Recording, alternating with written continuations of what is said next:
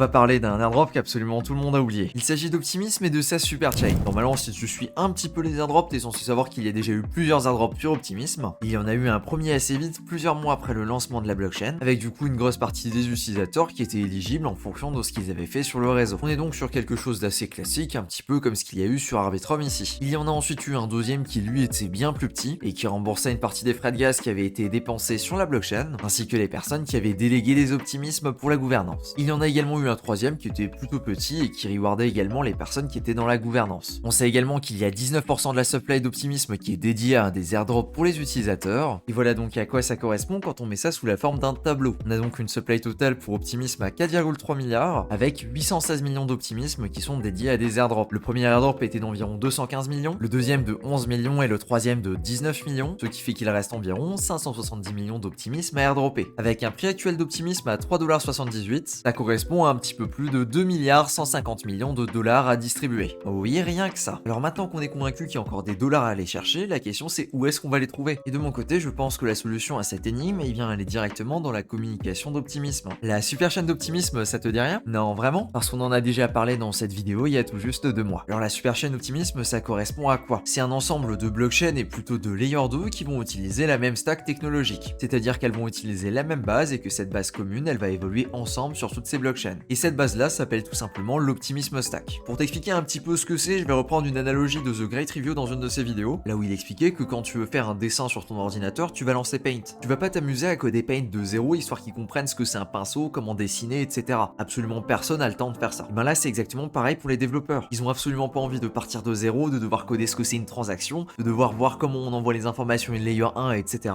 Alors ils vont plutôt réutiliser la stack d'Optimism, et s'ils s'entendent bien avec Optimism, eh bien ils feront partie de la super chain. Voilà donc pour ce que c'est cette fameuse super chain. Alors maintenant tu te poses peut-être la question de savoir qui c'est qui est dedans dans cette coalition. Sans grande surprise, on va retrouver Optimism en number 1. Évidemment qu'ils vont utiliser leur tech, ils vont pas utiliser une autre stack. On va ensuite avoir Base, la layer 2 de Coinbase qui a un partenariat très fort avec Optimism. En troisième, la fameuse blockchain dont j'arrête pas de répéter qu'elle est golden pour les airdrops et qui s'appelle Zora Network. En quatrième et en dernière qui est en mainnet, on va avoir Public Good Network. Du coup, et la layer 2 de Gitcoin sur laquelle tu as déjà probablement fait des donations si tu t'intéresses à ça. Ensuite, on va avoir Mod Network qui est aussi en mainnet mais pas vraiment parce qu'il n'est pas accessible par les utilisateurs. On va avoir Redstone, la blockchain et pas l'Oracle, qui elle est également une layer 2 mais qui est encore en testnet. En dessous, on va avoir toutes les autres layers 2 qui vont emprunter du code mais qui sont pas forcément copains avec Optimism et qui donc ne font pas forcément partie de la super chain. Et plus bas, tout en bas, on va avoir les trois dernières avec Mental, Metis ou encore Boba. Et ces trois-là, elles tournent avec des versions modifiées de la stack d'Optimism. Voilà donc pour les présentations. Comme on vient de le voir, dans l'écosystème des super chains, on va vraiment en avoir 4 qui vont ressortir. C'est évidemment Optimism, ensuite Base, puis Zora, et en dernier, le fameux PGN qui, pour le coup, n'est pas très connu. Ma stratégie là derrière est finalement relativement simple, c'est d'utiliser ces blockchains comme elles sont censées être utilisées. Optimism et Base, du coup, comme des blockchains qui sont multifonctions, c'est-à-dire venir les utiliser principalement pour la DeFi et d'autres applications comme du gaming par exemple. Concernant Zora, ce sera plutôt pour minter des NFT. De toute façon, il n'y a pas grand chose à faire d'autre sur la plateforme. Et ensuite, le petit dernier qui est bien moins connu, et bien celui-ci permet de faire des donations. Donc si je devais faire une prédiction des critères qu'on pourrait avoir pour un potentiel airdrop numéro 4 d'Optimism, pour moi du coup on repartirait sur le critère précédent qui a l'air de revenir de façon récurrente maintenant, la gouvernance. Alors là pour le coup il n'y a pas 50 possibilités, pour jouer la gouvernance il te faut des jetons Optimism. Et le plus tu en possèdes sur ton wallet, le mieux c'est. Ensuite c'est toujours mieux de faire travailler tes optimismes d'une certaine façon, et pour ça il faut soit t'amuser à voter toi-même à la gouvernance d'Optimism, ce qui est quelque chose que finalement très peu de personnes font directement, et à la place la majorité des gens vont plutôt venir déléguer leur optimisme à quelqu'un qui va venir voter pour eux. C'est donc exactement ce que tu vas pouvoir faire sur cette page, sur l'Optimism Agora. Il te faudra donc sélectionner une personne à qui tu souhaites déléguer. Pour le coup tu as la petite description de la personne et ce en quoi elle croit, et à partir de là tu peux simplement cliquer sur le bouton déléguer et tu vas pouvoir valider avec une transaction. À mon avis la seule autre chose qui pourrait jouer pour la gouvernance c'est d'être actif sur le forum. Tu peux donc le retrouver juste ici avec les différents posts qui lui sont associés. Pour le coup ici c'est un petit peu plus difficile de faire le lien direct parce que j'ai pas l'impression qu'on puisse connecter son wallet directement à son profil. Ça pour le coup c'est la première partie et ici il n'y a pas grand chose à faire, c'est pas vraiment être actif ou quoi que ce soit. Mais pour la deuxième on va donc s'intéresser à tous ces réseaux qui font partie de la super chain. Et on va maintenant rentrer dans le dur du sujet avec la première blockchain dont nous allons parler, c'est-à-dire Public Good Network. Pourquoi on parle de celle-ci? Eh bien tout simplement car elle est marquée comme faisant partie de la super chain. Alors tu t'en serais douté, c'est basé sur Optimism donc c'est bien évidemment une layer 2. Et celle-ci à l'inverse d'un Arbitrum ou d'un Optimism qui ont pour vocation d'être un petit peu multifonction, eh bien le PGN lui a une utilisation bien précise, c'est de permettre de récolter des dons pour Gitcoin. Tu l'auras donc compris, il n'y a pas 50 plein de choses à faire sur la blockchain, mais ça nous empêchera pas de venir la marquer. La première chose à faire, c'est déjà de débarquer dessus. Alors soit on peut s'amuser à utiliser le bridge officiel juste ici. Si tu passes par là, le bridge va obligatoirement avoir pour départ Ethereum, et donc ça implique toutes les contraintes connues d'Ethereum, notamment les frais de gaz qui sont assez importants. Tu as donc le choix soit de passer par ici, soit par une autre alternative, comme par exemple le Layer Swap qu'on peut voir juste ici. Et celui-ci, c'est un grand classique, on l'a déjà utilisé plusieurs fois. On peut partir de pas mal de blockchains différentes, notamment des Layer 2. Disons par exemple Optimisme direction PGN, Public Good Network juste ici, et ça nous permet de bridger facilement avec un frais d'environ 2 $.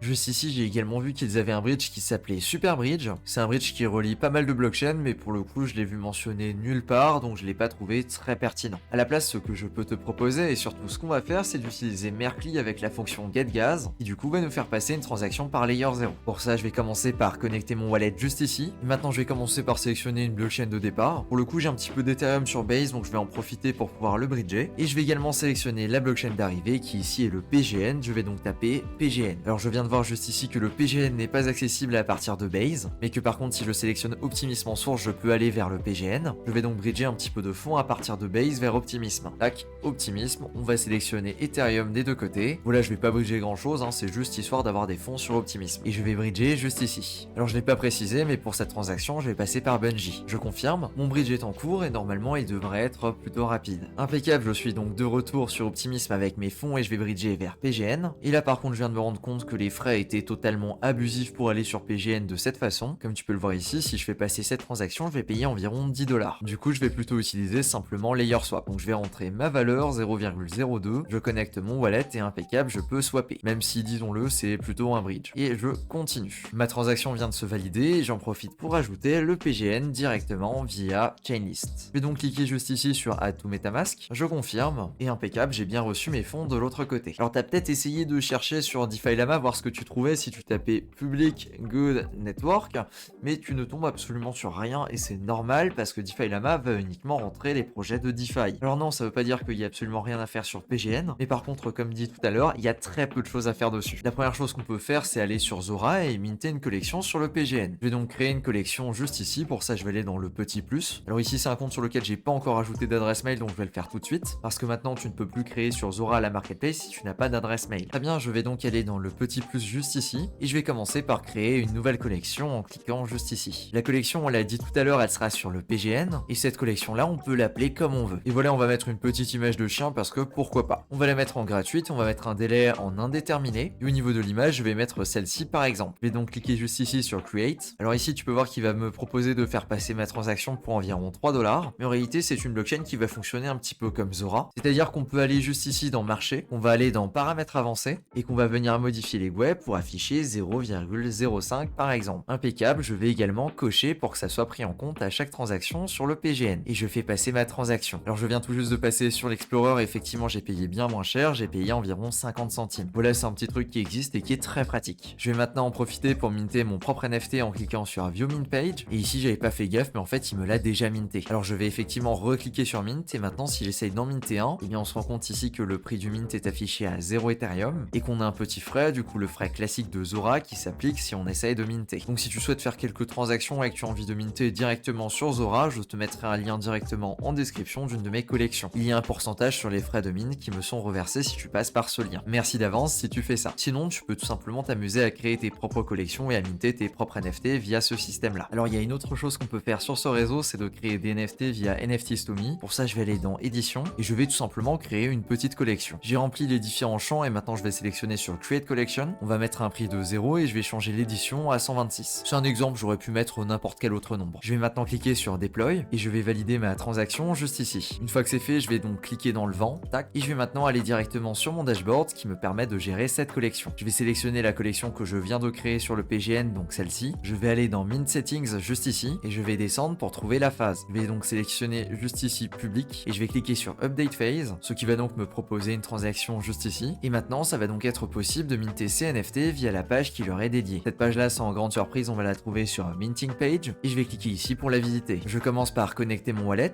et je vais réaliser un mint juste ici. Et allez, pour le fun, je vais en minter encore un autre, donc je vais appuyer sur F5. Il va donc me reproposer de minter juste ici. Alors j'ai l'impression qu'il gère pas très bien les vidéos parce qu'on n'a pas de preview ni de background, mais c'est pas grave, c'est comme ça. Et voilà, j'en ai minté quelques-uns et j'ai déjà environ 5 transactions sur le PGN. Alors Alors ça, c'était 12 activités un petit peu annexes, mais que je trouve quand même pertinentes. La première, c'est Zora, donc ça nous permet d'utiliser Zora sur une autre blockchain, et je sais que quasiment personne s'embête à utiliser Zora sur le PGN, donc ce sera peut-être un avantage pour l'airdrop de Zora s'il a lieu. Le deuxième, c'est tout simplement NFTs2Me, et celui-ci permet de faire pas mal de transactions pour quasiment rien, ce qui est très appréciable sur ce réseau parce qu'on n'a pas 50 opportunités pour le faire. Et aussi, si tu veux tester autre chose, tu peux aller sur SwordWeb et déployer des contrats. Par exemple, le contrat token juste ici. Et maintenant que mon contrat est déployé, je peux un petit peu m'amuser avec, notamment en mintant des tokens juste ici, par exemple 1500, je sais pas, au hasard, ou encore en réalisant un burn maintenant que j'en ai créé. Et voilà, je me suis déjà un petit peu amusé et j'ai déjà fait 11-12 transactions sur le réseau. Maintenant, on va peut-être quand même regarder l'utilité principale de ce réseau, qui est les grandes de Gitcoin. Pour ça, on va aller sur ce site que je te mettrai en description et on va cliquer sur Donate to Project. Et ici, quand c'est disponible, parce qu'aujourd'hui ça l'est pas, il n'y a pas de rounds qui sont prévus, et bien on peut faire des donations à différents projets. Alors t'es absolument pas obligé de donner des sommes folles, 5-10 dollars ça passe très bien, et ça te permet encore une fois de marquer le réseau et son usage principal. Autre chose à noter, c'est qu'il y a déjà eu des récompenses pour les personnes qui ont fait des donations, par exemple Namada, qui a airdroppé à des personnes qui ont fait des donations à des projets qui étaient basés sur la sécurité et la privacy. Alors j'ai aucune idée de si ça se reproduira, mais je te le fais noter ici quand même. Et voilà, on a fait le tour des applications principales qui sont disponibles sur le PGN. Alors évidemment, j'ai pas fait la liste complète, il y en a peut-être une ou deux autres qui existent aussi. Comme d'habitude, quand tu essayes de marquer un réseau, l'idée ça va être de revenir dessus de temps en temps et pas juste de faire une fois quelques transactions et ne plus jamais revenir dessus. Et je sais que ça c'est particulièrement vrai pour des réseaux niches comme PGN parce qu'il n'y a pas grand chose à faire dessus. Un tout petit cran plus haut, on va avoir Zora Network qui est la layer 2 de Zora. Pour Zora, la blockchain, tu vas te rendre compte qu'on est sur quelque chose de similaire, c'est-à-dire qu'on est sur une blockchain qui a été développée dans le cadre d'une utilisation très précise. Et ici, ça va être de minter des NFT. Donc 99% des transactions que tu peux faire sur Zora, c'est de minter des NFT. Toi, tu peux le faire directement sur le site de Zora comme on l'a fait tout à l'heure en déployant une collection. Ici, par exemple, avec ce NFT que j'avais déjà déployé il y a un paquet de temps mais qui fonctionne toujours. Encore une fois, merci d'avance si tu passes par ce lien parce que je touche quelque chose sur les frais qui sont pris par Zora. Ou alors tu peux passer par Minfun et venir appliquer différents filtres. Donc ici, la blockchain Zora. Et au niveau des frais, ici en free. Alors ça garantit absolument pas que tous les mints que tu vas faire sont gratuits, mais par contre, ils auront un prix qui est relativement faible. Sinon, tu peux également minter cette collection qui s'appelle Blocks.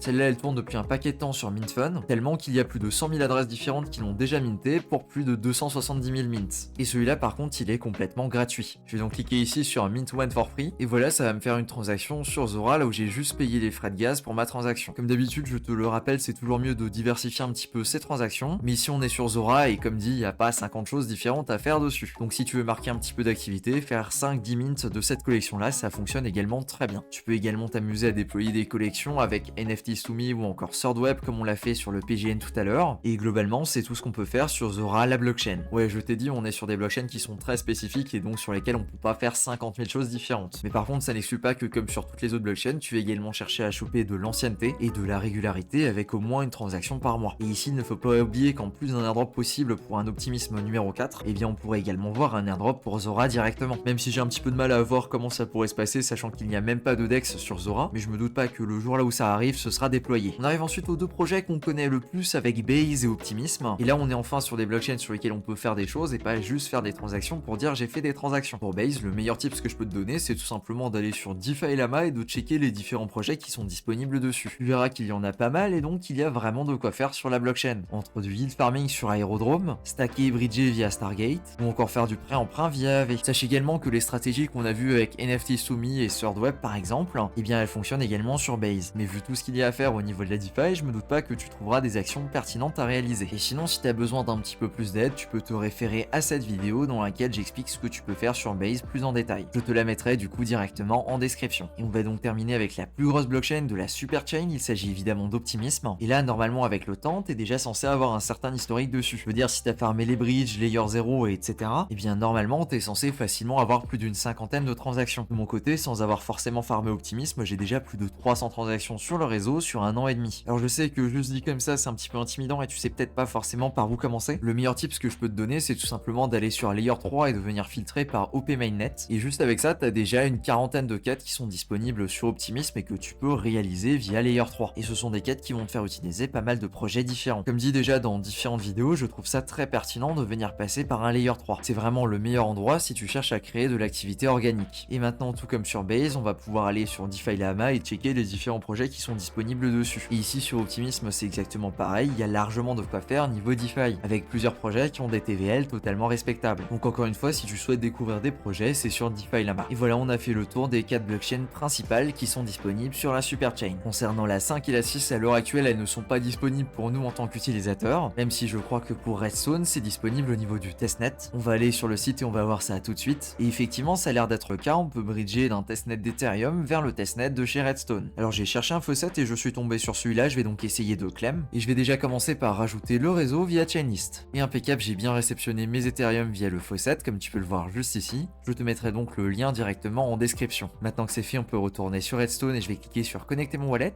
Et allez, on va bridger 0,02 Ethereum. Je précise encore une fois qu'on est sur testnet et que ces tokens n'ont absolument aucune valeur. Impeccable, je viens de recevoir mes fonds sur la layer 2 comme on peut le voir juste ici. Et maintenant je suis bloqué parce que j'ai pas l'impression qu'on a grand chose d'autre à faire sur ce réseau. En tout cas, il y a absolument rien sur le Twitter du réseau. Alors je vais faire un tour très rapide sur le Discord quand même, ne sait-on jamais. Et en me baladant un petit peu dessus, j'ai l'impression qu'il y a absolument rien à faire à part déployer un contrat. Donc écoute, c'est ce qu'on va faire. Je vais aller sur Remix et je vais créer un tout nouveau fichier, donc juste ici. On va l'appeler contrat.sol et je vais aller sur le wizard d'OpenZeppim et je vais simplement prendre le code par défaut. Je vais le coller juste ici. Je vais maintenant voir pour le compiler. Pour ça, je vais sélectionner juste ici Injected Provider MetaMask et je vais sélectionner juste ici My Token de contrat.sol. J'ai une petite transaction qui apparaît que je vais signer. Et voilà, on vient de déployer un contrat, mais j'ai fait une erreur, je n'ai pas changé de réseau et donc j'ai déployé sur Allski. Je vais donc retourner sur Chainlist et je vais cliquer ici sur Include Testnet et je vais donc rajouter Redstone Allski Testnet. Et je vais donc refaire exactement la même opération juste ici avec Deploy. Alors il va me dire qu'il y aura peut-être une erreur, mais c'est pas grave, je vais cliquer sur Send. Je vais valider ma transaction et a priori effectivement elle ne passe pas. Je suppose que c'est un souci technique parce qu'on est sur une layer 2 qui n'implante pas toutes les fonctions qui sont sur Ethereum. Je serais curieux de savoir si quelqu'un sait pourquoi ça ne fonctionne pas et qu'est-ce qu'il faudrait faire pour corriger ça, parce que c'est pas la faute du contrat, on l'a vu à l'instant, ça fonctionne très bien sur Allski. Et donc je pense que c'est des fonctionnalités que j'essaie de déployer qui sont pas disponibles sur la blockchain sur laquelle j'essaie de déployer. Ce que je vais faire du coup, c'est quelque chose de très basique pour juste le marquer. Je vais cliquer sur envoyer et je vais tout simplement m'envoyer un petit peu d'Ethereum à ma propre adresse. Et voilà, au moins j'aurai marqué le réseau avec une transaction qui a fonctionné. Voilà, on vient de faire Redstone et maintenant je vais regarder mon network. Et ici a priori il n'y a pas 50 choses que je peux faire, je peux juste bridger sur le testnet. Et cette fois-ci c'est à partir de Sepolia. Je vais donc réutiliser le même faucet mais cette fois-ci pour Sepolia. Et concernant Sepolia, il est juste en dessous au niveau des réseaux de test, il est juste ici même si on n'arrive pas à le lire. Et impeccable, je viens même de voir que j'en avais déjà. C'est donc le moment de bridger, je vais connecter mon wallet,